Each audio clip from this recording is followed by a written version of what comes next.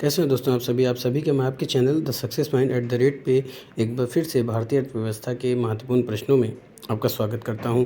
आज के सेशन भी और सेशन की तरह काफ़ी इंपॉर्टेंट होने वाला है दोस्तों। तो इस वीडियो को ज़्यादा से ज़्यादा शेयर कर दीजिए, लाइक कर दीजिए, वीडियो को कमेंट ज़रूर कीजिए ताकि ये पता चल सके कि वीडियो आपको कैसी लग रही है। और साथ ही साथ दोस्तों आपसे गुजारिश है कि प्रश्नों को देखने के बाद उत्तर देने का ज़रूर प्रयास किया करें, क्योंकि जितने ज़्यादा आप प्रश्नों को लगाने का प्रयास करेंगे, आप उत्तर देने का प्रयास करेंगे, आप अपना खुद का साक्षात्कार कर पाएंगे कि हम कितने प्रश्नों को सॉल्व कर सकते हैं। और जब भी कोई ऑब्जेक्टिव टाइप प्रश्नों को करने के लिए बैठें तो कॉपी पेन लेके ज़रूर बैठें दोस्तों। उससे क्या होगा कि आप प्रश्नों को मिला पाएंगे, उत्तर को मिला पाएंगे कि कितने आप सही प्रश्नों के उत्तर दे सकते हैं। तो जितने ज़्यादा आप प्रश्नों को लगाएंगे, जब आप की प्रैक्टिस अच्छी हो जाएगी तो आप एग्ज़ाम हॉल में जब बैठते हैं तो कम टाइम में भी आप अच्छे प्रश्नों को जल्द से जल्द कर पाएंगे दोस्तों, पूरे प्रश्न पत्रों को हल कर पाएंगे। क्योंकि अक्सर ये देखा गया है कि प्रैक्टिस नहीं होने के कारण जो है आपके कुछ प्रश्न छूट जाते हैं। तो जब आप ज़्यादा से ज़्यादा प्रश्नों को लगाएंगे, आपकी प्रैक्टिस अच्छी होगी तो आप जो है अपने लक्ष्य को जल्दी हासिल कर सकेंगे और एग्ज़ाम हॉल में कम टाइम में भी आप पूरे प्रश्नों को कर पाएंगे दोस्तों। तो अगर आप ऑनलाइन प्रश्नों को देखना चाहते हैं या एमसीक्यू क्वेश्चन को देखना चाहते हैं तो आप अपने प्लेलिस्ट में जाकर के देख सकते हैं। प्लेलिस्ट में हर सब्जेक्ट की अलग प्लेलिस्ट बनाई गई है। चलिए शुरू करते हैं, देखते हैं आज का प्रश्न क्या कह रहा है। आज का प्रश्न है दोस्तों कि राज्य विकास ऋण यानी एसडीएल के संबंध में निम्नलिखित कथनों पर विचार कीजिए। पहला कथन क्या कह रहा है कि एसडीएल को बैंकों के लिए सांविधिक तरलता अनुपात में गिना जा सकता है। दूसरा कथन कह रहा है कि एसडीएल व्यापार योग्य उपकरण है। तीसरा जो है वो भारतीय रिजर्व बैंक यानी आरबीआई राज्यों के सार्वजनिक ऋण का प्रबंधन करता है। तो उपरोक्त में से कौन सा कथन सही है, आपको इस पर उत्तर देना है। फटाफट से उत्तर दीजिए दोस्तों, फटाफट से उत्तर दीजिए दोस्तों। तो देखते हैं, तो एसडीएल को बैंकों के लिए संविधिक तरलता अनुपात में गिना जा सकता है, कथन सही है। दूसरा कथन है कि एसडीएल व्यापार योग्य उपकरण होता है, ये भी सही है।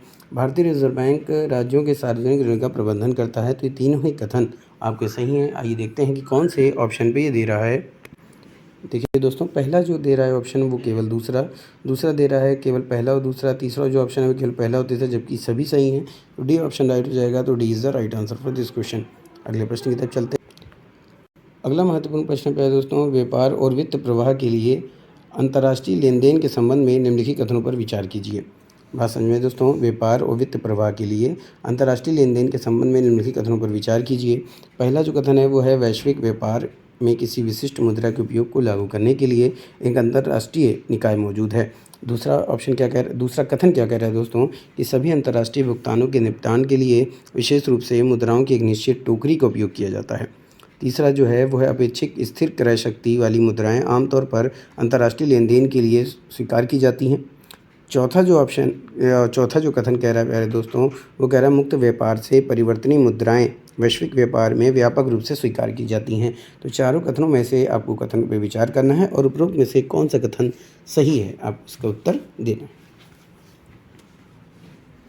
आइए देखते हैं दोस्तों, तो व्यापार और वित्तीय प्रवाह के लिए अंतर्राष्ट्रीय लेन देन के संबंध में कथनों पर विचार करते हैं। तो वैश्विक व्यापार में किसी विशिष्ट मुद्रा के उपयोग को लागू करने के लिए एक अंतर्राष्ट्रीय निकाय वो मौजूद है, तो ये आपका गलत हो जाएगा।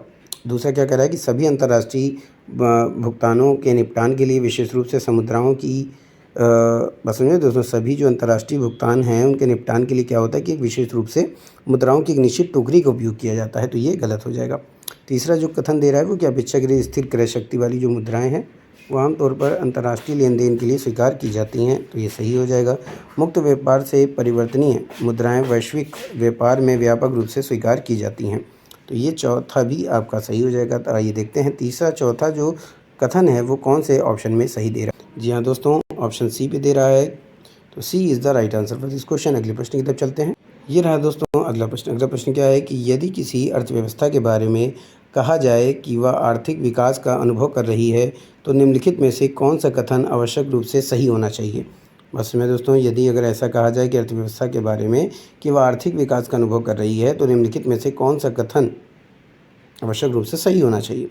पहला कथन कह रहा है कि वास्तविक सकल घरेलू उत्पाद जीडीपी में वृद्धि हुई है। दूसरा जो है वो नाममात्र सकल घरेलू उत्पाद में वृद्धि की जो प्रवृत्ति है वो दिख रही है। तीसरा जो कथन है वो वास्तविक सकल घरेलू उत्पाद की वृद्धि दर बढ़ रही है। चौथा जो है वो रोजगार के अवसरों में वृद्धि हुई है। तो फटाफट से बताइए कि कौन सा सही होगा।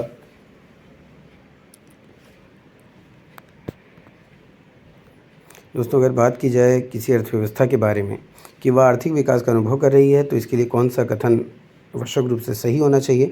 तो आइए देखते हैं। तो वास्तविक सकल घरेलू उत्पाद में वृद्धि हो रही है, सही होना चाहिए। नाममात्र सकल घरेलू उत्पाद में वृद्धि की प्रवृत्ति दिख रही है, गलत होगा। वास्तविक सकल घरेलू उत्पाद की वृद्धि दर बढ़ रही है, ये भी गलत हो जाएगा। चौथा कह रहा है कि रोजगार के अवसरों में वृद्धि हुई है, ये भी गलत हो जाएगा। तो केवल पहला सही है, तो ये कौन से ऑप्शन पे दे रहा है, ए पे दे रहा है, तो A is the right answer for this question. अगले प्रश्न की तरफ चलते हैं। अगला जो प्रश्न है दोस्तों, वह है भारत में औद्योगिक उत्पादन सूचकांक की गणना में वर्तमान में निम्नलिखित में से कौन सा क्षेत्र शामिल है। बस में दोस्तों, भारत में औद्योगिक उत्पादन सूचकांक यानी आईआईपी की गणना में वर्तमान में निम्नलिखित में से कौन सा क्षेत्र शामिल है। पहला खनन उत्खनन, दूसरा बिजली उत्पादन, तीसरा निर्माण गतिविधियाँ, चौथा जो है वह वानिकी संबंधी कार्य। तो नीचे दिए गए कोड का उपयोग करते हुए सही उत्तर का आपको चयन करना है। फटाफट से उत्तर दीजिए। वीडियो को चैनल को सब्सक्राइब कीजिए, बेल आइकन ऑन कीजिए ताकि नोटिफिकेशन मिलती रहे, और बिना कहे दोस्तों वीडियो को ज़्यादा से ज़्यादा शेयर करते रहिए। मेरी ईश्वर से प्रार्थना है कि आप सबका सिलेक्शन हो। आपका थोड़ा सा सपोर्ट आपको बहुत सारी सफलताएं दे सकता है दोस्तों। तो भारत में औद्योगिक उत्पादन सूचकांक की गणना में वर्तमान में निम्नलिखित में से कौन सा क्षेत्र शामिल है। तो इसमें जो क्षेत्र शामिल है वो खनन और उत्खनन शामिल है। दूसरा कौन सा शामिल है पहले दोस्तों, दूसरा जो शामिल है वो बिजली उत्पादन शामिल है। तो पहला और दूसरा दोनों सही है, तो ए ऑप्शन दे रहा है, तो A is the right answer for this question. अगले प्रश्न की तरफ चलते हैं। अगला प्रश्न दोस्तों कि सकल घरेलू उत्पाद यानी जीडीपी के संबंध में निम्नलिखित कथनों पर विचार कीजिए। पहला कथन है कि जीडीपी में निर्यात और आयात के शुद्ध मूल्य के साथ अंतिम घरेलू खपत और निवेश व्यय का जो योग शामिल होता है। दूसरा कथन क्या कह रहा है कि जीडीपी की गणना अंतिम घरेलू खपत, निवेश व्यय और निर्यात को जोड़कर की जाती है। तीसरा जो कथन है वो जीडीपी में जो अंतिम उपभोग है, निवेश व्यय और शुद्ध निर्यात शामिल होते हैं। चौथा कह रहा है कि जीडीपी की गणना आयात को समायोजित किए बिना बिना उपभोग, निवेश और निर्यात को जोड़कर की जाती है। तो ये चारों कथन आपके क्या हो जाएंगे दोस्तों, आपने इस पर विचार किया, तो कौन सा सही होगा। फटाफट से इसका उत्तर दीजिए।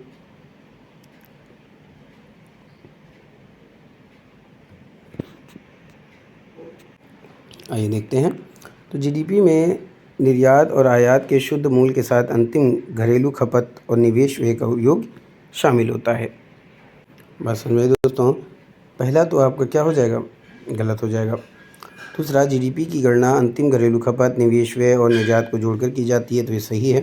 जीडीपी में जो अंतिम उपभोग है वो निवेश व्यय शुद्ध निर्यात में शामिल होती है, बिल्कुल सही है।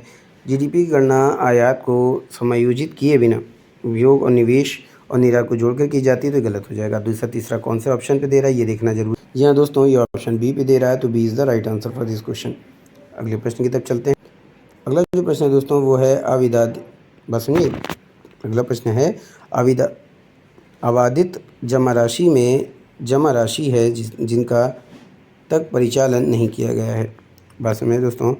आवादित जमा राशि वे जमा राशियाँ हैं जिनका जो परिचालन है वो कब से कब तक नहीं किया गया है। वो समय आपको बताना है कि जो आवादित जमा राशि है वे जमा राशि का उपयोग या परिचालन नहीं किया गया कब से कब तक। पहला ऑप्शन दे रहा है 5 वर्ष या उससे अधिक, बी ऑप्शन है 7 वर्ष या उससे अधिक, सी ऑप्शन है 10 वर्ष या उससे अधिक, और डी ऑप्शन है 12 वर्ष या उससे अधिक। तो दोस्तों, अगर बात की जाए आवादित जमा राशि की, तो वे जमा राशि आवादित जमा राशि जिनका उपयोग या जिनका परिचालन नहीं किया गया है 10 वर्ष या उससे अधिक। तो ऑप्शन आपका सी राइट हो जाएगा। तो C is the right answer for this question. अगले प्रश्न की तरफ चलते हैं। अगला जो प्रश्न दोस्तों वो है निम्नलिखित में से कौन सा संगठन है जो भारत की शीर्ष depository national security depository limited में सबसे बड़ी हिस्सेदारी रखता है। बात समझे दोस्तों। निम्नलिखित में से कौन सा संगठन है जो भारत की शीर्ष depository national security depository limited में सबसे बड़ी हिस्सेदारी रखता है। पहला है नेशनल स्टॉक एक्सचेंज, दूसरा है आईडीबीआई बैंक, और सी ऑप्शन है specified undertaking of unit trust of India, और डी ऑप्शन है बॉम्बे स्टॉक एक्सचेंज। फटाफट से इसका उत्तर दीजिए, काफ़ी इंपॉर्टेंट प्रश्न ये हो सकता है। तो दोस्तों निम्नलिखित में से जो संगठन भारत की सीज depository national security depository limited में सबसे बड़ी हिस्सेदारी रखता है वो है specified undertaking of unit trust of India. तो ऑप्शन आपका सी राइट हो जाएगा। तो C is the right answer for this question. अगले प्रश्न की तरफ चलते हैं। अगला प्रश्न दोस्तों, निम्नलिखित में से कौन सा सरकार या आरबीआई द्वारा मुद्रास्फीति को नियंत्रित करने के लिए अपनाया गया एक उपाय नहीं है।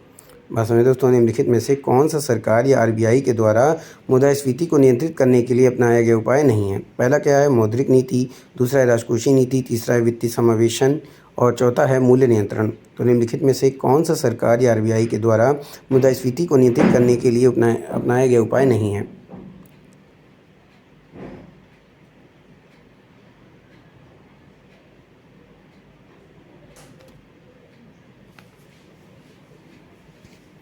फटाफट से उत्तर दीजिए। इससे पहले जो हमने इंपॉर्टेंट प्रश्न देखा वो भी बहुत इंपॉर्टेंट है दोस्तों, एक बार फिर से उसको रिपीट कर लें। निम्नलिखित में से कौन सा संगठन भारत की सीज depository national security depository Limited की सबसे बड़ी हिस्सेदारी रखती है। तो वो कौन सी है, वो है आईडीबीआई बैंक। कौन सी, आईडीबीआई बैंक, यानी बी ऑप्शन राइट हो जाएगा। तो B is the right answer for this question. Specified undertaking of unit trust of India, ये नहीं होगा दोस्तों, माफ़ कीजिएगा, ये नहीं होगा। आगे चलते हैं। अगला जो प्रश्न पूछा था कि निम्नलिखित में से कौन सा सरकार या आरबीआई द्वारा मुद्रास्फीति को नियंत्रित करने के लिए अपनाया गया उपाय नहीं है, वो कौन सा है। तो वो ऑप्शन पे है दोस्तों वित्तीय समावेशन। तो ऑप्शन सी राइट हो जाएगा। C is the right answer for this question. अगले प्रश्न की तरफ चलते हैं। अगला प्रश्न है कि म्यूचुअल फंड का गठन निम्नलिखित में से किस अधिनियम के प्रावधानों के तहत किया जाता है। म्यूचुअल फंड का गठन निम्नलिखित में से किस अधिनियम के प्रावधानों के तहत किया जाता है। पहला भारतीय प्रतिभूति और विनिमय बोर्ड अधिनियम 1992, आरबीआई अधिनियम 1934, भारतीय ट्रस्ट अधिनियम 1882, भारतीय पंजीकरण अधिनियम 1908। तो म्यूचुअल फंड का गठन निम्नलिखित में से किस अधिनियम के प्रावधानों के तहत किया जाता है। ये किया जाता है दोस्तों भारतीय ट्रस्ट अधिनियम 1882। तो ऑप्शन सी राइट हो जाएगा। तो C is the right answer for this question. अगले प्रश्न की तरफ चलते। अगला प्रश्न कह रहा है कि निम्नलिखित में से भारत की सबसे बड़ी तेल रिफाइनरी कौन सी है। पहला है पानीपत रिफाइनरी, दूसरा है जामनगर रिफाइनरी, तीसरा डिगबोई रिफाइनरी और चौथा है कोची रिफाइनरी। निम्नलिखित में से भारत की सबसे बड़ी तेल रिफाइनरी कौन सी है। Panipat refinery, Jamnagar refinery, Digboi refinery और कोची रिफाइनरी।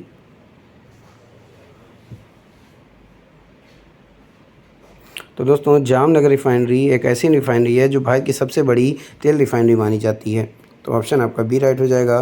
तो B is the right answer for this question. अगले प्रश्न की तरफ चलते हैं। अगला प्रश्न है दोस्तों, सकारात्मक बाह्य प्रभावों वाली वस्तु को क्या कहा जाता है। सकारात्मक बाह्य प्रभावों वाली वस्तु को क्या कहा जाता है। पहला है गिफिन वस्तुएं, दूसरा सार्वजनिक वस्तुएं, तीसरा है मेरिट वस्तुएं, चौथा है स्नोब वस्तुएं। सकारात्मक बाह्य प्रभावों वाली वस्तुओं को क्या कहा जाता है। अगर अभी तक आपने चैनल को सब्सक्राइब नहीं किया है तो चैनल को सब्सक्राइब कर दीजिए, बेल आइकन ऑन करना ना भूलें ताकि नोटिफिकेशन मिलती रहे। वीडियो को ज़्यादा से ज़्यादा शेयर कीजिए।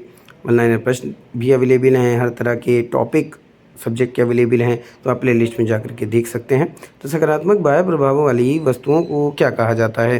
तो कहा जाता है दोस्तों मेरिट वस्तुएँ। तो ऑप्शन आपका सी राइट हो जाएगा। तो C is the right answer for this question. अगले प्रश्न की तरफ चलते हैं। अगला प्रश्न है कि किस अर्थशास्त्री ने मंदी के दौरान सार्वजनिक रूप से किन्स का विरोध किया और निजी खर्च का समर्थन किया था। किस अर्थशास्त्री ने मंदी के दौरान सार्वजनिक रूप से किन्स का विरोध किया था और साथ ही निजी खर्च का समर्थन किया था। पहला ऑप्शन क्या है, थॉमस माल्थस, दूसरा फ्रेडरिक हायक और तीसरा है आर्थर पीगो और डी ऑप्शन है गैरी बेकर। इसमें दोस्तों ऑप्शन क्या है कि Thomas Malthus, Frederick Hayek, Arthur Pigou और डी ऑप्शन है गैरी बेकर। फटाफट से उत्तर दीजिए। किस अर्थशास्त्री ने मंदी के दौरान सार्वजनिक रूप से किन्स का विरोध किया था और निजी खर्च का समर्थन किया था।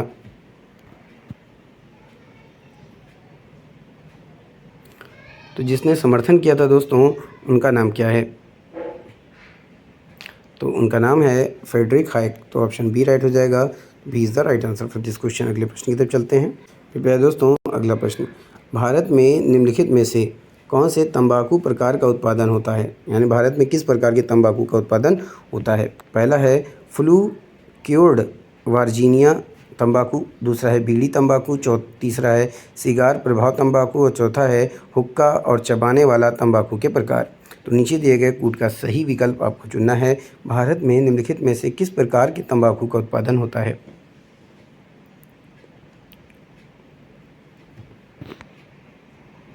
प्रश्न एक बार फिर से, भारत में निम्नलिखित में से कौन से तंबाकू प्रकार का उत्पादन होता है? आइए देखते हैं। तो फ्लू-क्योर्ड वर्जीनिया तंबाकू, इसका भी होता है।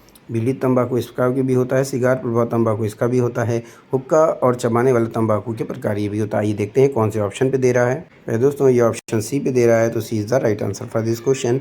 अगले प्रश्न की तरफ चल। अगला प्रश्न है कि भारतीय समाचार पत्र सोसाइटी की स्थापना कब हुई थी?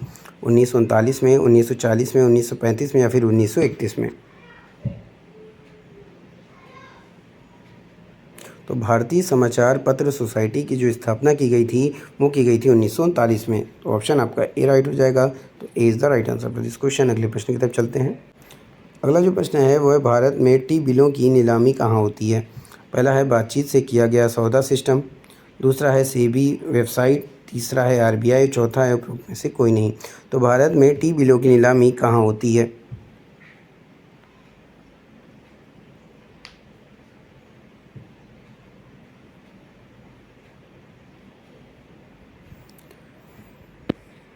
तो दोस्तों अगर बात की जाए भारत में टी बिलों की नीलामी कहाँ होती है, तो ये होती है बातचीत से किया गया सौदा सिस्टम। तो ऑप्शन आपका ए राइट हो जाएगा। तो A is the right answer for this question. अगले प्रश्न की तरफ बढ़ते हैं। अगला महत्वपूर्ण प्रश्न पे है दोस्तों, क्या है कि चेनानी नासरी सुरंग, जिसे डॉक्टर श्यामा प्रसाद मुखर्जी सुरंग के नाम से भी जाना जाता है, की लंबाई कितनी है? चेनानी नासरी सुरंग, जिसे डॉक्टर श्यामा प्रसाद मुखर्जी सुरंग के नाम से जाना जाता है, की लंबाई कितनी है? पहला है 11.6 किलोमीटर, दूसरा है 10.5 किलोमीटर, तीसरा है 9.28 किलोमीटर और डी ऑप्शन है 9.87 किलोमीटर।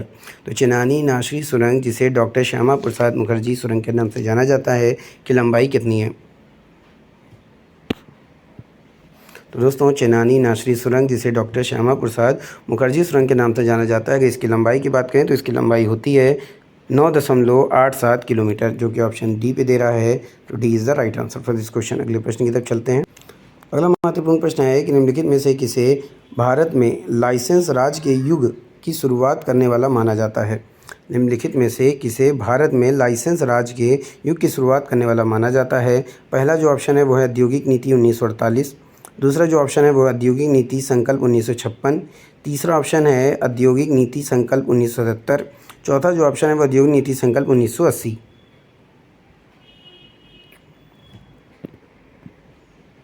फटाफट से उत्तर दीजिए कि भारत में लाइसेंस राज के युग की शुरुआत करने वाला माना जाता है। तो दोस्तों औद्योगिक नीति संकल्प 1956 की अगर हम बात करें तो ये लाइसेंस राज के युग की शुरुआत करने वाला माना जाता है। तो ऑप्शन आपका बी राइट हो जाएगा। तो B is the right answer for this question. अगले प्रश्न की तरफ चल। अगला जो प्रश्न है वो है, लचीली विनिमय दर प्रणाली में विनिमय दरों के बारे में दीर्घकालिक पूर्वानुमान लगाने के लिए निम्नलिखित में से किस सिद्धांत का उपयोग किया जाता है? बात समझ में आई दोस्तों कि लचीली विनिमय दर प्रणाली में विनिमय दरों के बारे में दीर्घकालिक पूर्वानुमान लगाने के लिए निम्नलिखित में से किस सिद्धांत का उपयोग किया जाता है? तो ये किया जाता है दोस्तों क्रय शक्ति समता सिद्धांत। तो ऑप्शन ए राइट हो जाएगा। तो A is the right answer for this question. अगले प्रश्न की तरफ चलें। अगला जो प्रश्न है दोस्तों वो प्रश्न क्या कह रहा है, आइए उसको देख लेते हैं। अगला प्रश्न क्या है, आइए देखते हैं। तो अगला प्रश्न है दोस्तों, किस कार्यक्रम का उद्देश्य ग्रामीण महिलाओं में बचत को बढ़ावा देना है? यानी किस कार्यक्रम का उद्देश्य है कि ग्रामीण महिलाओं में बचत को बढ़ावा दिया जाए? पहला है महिला समृद्धि योजना, दूसरा है जवाहर रोजगार योजना, तीसरा है राष्ट्रीय महिला कोष और चौथा है अंत्योदय योजना। तो किस कार्यक्रम का उद्देश्य ग्रामीण महिलाओं में बचत को बढ़ावा देना है? दोस्तों महिला समृद्धि योजना का उद्देश्य है कि जो ग्रामीण महिलाएं हैं उनको उनमें बचत को बढ़ावा दिया जाए। तो ऑप्शन ए राइट हो जाएगा। तो A is the right answer for this question. अगला प्रश्न क्या है कि अवमूल्यन का मुख्य उद्देश्य क्या है? पहला आयात को प्रोत्साहित करना, दूसरा निर्यात को प्रोत्साहित करना, तीसरा निर्यात और आयात दोनों को प्रोत्साहित करना, तीसरा निर्यात और आयात दोनों को हतोत्साहित करना। तो अवमूल्यन का मुख्य उद्देश्य क्या होता है? दोस्तों अगर बात की जाए अवमूल्यन का तो निर्यात को प्रोत्साहित करना होता है। तो B is the right answer for this question. आगे चलते हैं। आगे का प्रश्न क्या कह रहा है दोस्तों कि संयुक्त क्षेत्र की अवधारणा किसके बीच सहयोग को संदर्भित करती है? संयुक्त क्षेत्र की जो अवधारणा है वो किसके बीच सहयोग को संदर्भित करती है? पहला है सार्वजनिक क्षेत्र और निजी क्षेत्र के उद्योग, दूसरा है राज्य सरकार और केंद्र सरकार, तीसरा है घरेलू और विदेशी कंपनियां और चौथा है इनमें से कोई नहीं। दोस्तों उत्तर दीजिए, संयुक्त क्षेत्र की अवधारणा किसके बीच सहयोग को संदर्भित करती है? तो ये संदर्भित करती है दोस्तों सार्वजनिक क्षेत्र और निजी क्षेत्र के उद्योगों के बीच। तो ऑप्शन आपका ए राइट हो जाएगा। तो A is the right answer for this question. अगला प्रश्न क्या कह रहा है कि किसी देश का विकास सामान्यतः निम्नलिखित में से निर्धारित किया जा सकता है? पहला, इसकी प्रति व्यक्ति आय के द्वारा, इसकी औसत साक्षरता स्तर के द्वारा, इसके लोगों की स्वास्थ्य स्थिति के द्वारा या उपरोक्त सभी। तो किसी भी देश का विकास जो होता है वो सामान्यतः निर्धारित किया जा सकता है किसके द्वारा? आपको इसका उत्तर देना है। तो दोस्तों अगर बात की जाती है कि किसी देश के विकास की, तो प्रति व्यक्ति आय के द्वारा भी इसका निर्धारण किया जा सकता है, औसत साक्षरता स्तर के द्वारा भी निर्धारण किया जा सकता है, लोगों की स्वास्थ्य स्थिति के द्वारा भी इसको निर्धारित किया जा सकता है। तो ये तीनों ही सही हैं। तो ऑप्शन आपका डी राइट हो जाएगा। तो D is the right answer for this question. अगले प्रश्न की तरफ चलते हैं। अगला प्रश्न है कि विश्व व्यापार संगठन ने किस संगठन का स्थान लिया है? पहला है ITO, दूसरा है अंकटाड, तीसरा है गेट और चौथा है OECD। दोस्तों फटाफट से इसका उत्तर दीजिए और इन चारों का ऑप्शन आप कमेंट में ज़रूर दीजिएगा कि विश्व व्यापार संगठन ने किस संगठन का स्थान लिया है।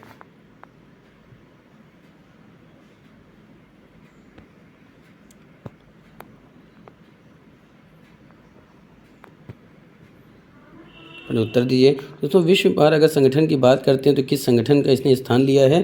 तो ये गेट का स्थान लिया इसने। तो सी ऑप्शन राइट हो जाएगा। तो C is the right answer for this question. आगे चलते हैं। आगे का जो प्रश्न है दोस्तों वो है सेबी को 1992 में निम्नलिखित की सिफारिश पर वैधानिक मान्यता दी गई थी। यानी सेबी को किस आयोग की सिफारिश पर 1992 में वैधानिक मान्यता दी गई थी? पहला है चक्रवर्ती आयोग, दूसरा है चिलेया समिति, तीसरा है तेंदुलकर समिति और चौथा है नरसिम्हन समिति। फटाफट से उत्तर दीजिए दोस्तों। ये प्रश्न काफ़ी इंपॉर्टेंट है। प्रश्न हो सकता है सारे एग्ज़ाम में आ भी जाए। अगर आप किसी भी कॉम्पिटिटिव एग्ज़ाम की तैयारी करते हैं तो सारे एग्ज़ाम आपके काफ़ी इंपॉर्टेंट होने वाले हैं। तो सेबी को 1992 में निम्नलिखित में से सिफारिश पर वैधानिक मान्यता दी गई थी। तो ये दी गई थी दोस्तों नरसिम्हन समिति के सिफारिश पर। तो ऑप्शन आपका डी राइट हो जाएगा। तो D is the right answer for this question. आगे चलते हैं दोस्तों। आगे का जो प्रश्न है वो है त्रिपुरा में कृषि क्षेत्र के विकास में निम्नलिखित में से कौन सी मुख्य समस्या है? यानी त्रिपुरा में जो कृषि क्षेत्र है अगर इसकी विकास की बात करें तो उसके विकास में मुख्य समस्या कौन सी है? पहला जो ऑप्शन है वो लगभग 96% भूमि जो छोटी और सीमांत है, दूसरा है कुल भौगोलिक क्षेत्र का 60% वन क्षेत्र, तीसरा है 2/3 भौगोलिक क्षेत्र जो है वो पहाड़ी है और चौथा है उपरोक्त सभी। तो फटाफट से उत्तर दीजिए।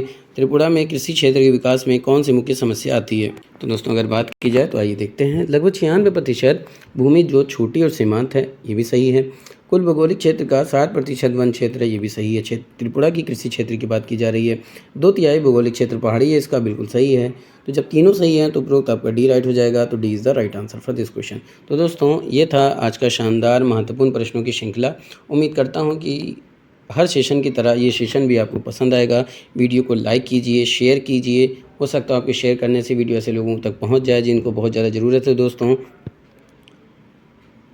चैनल को सब्सक्राइब कीजिए, बेल आइकन ऑन कीजिए ताकि नोटिफिकेशन मिलती रहे। उत्तर देना ना भूला करें दोस्तों। हर प्रश्नों का उत्तर देने का प्रयास किया करें। फिर मिलेंगे, तब तक के लिए जय Hind, wish you all the best.